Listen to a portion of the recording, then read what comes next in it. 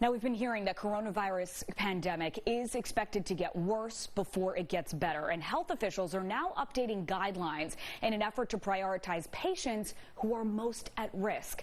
And News 12's Anthony Carlo explains from St. Barnabas Hospital in the Belmont section of the Bronx. If a person has mild symptoms in this COVID-19 crisis, the inclination may be to panic until they go get tested. But the city health commissioner is urging people to stay home until they feel better.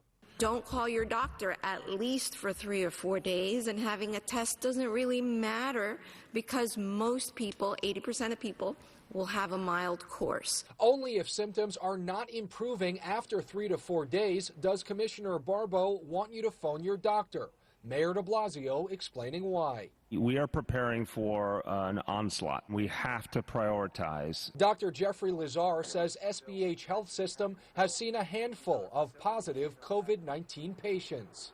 We're also seeing a lot of patients with symptoms of upper respiratory infections, which may or may not be COVID, whom we are testing, whom are well enough to be sent home. The hospital's director of emergency medicine says patients who come in with COVID-19 symptoms are masked and kept in a separate room.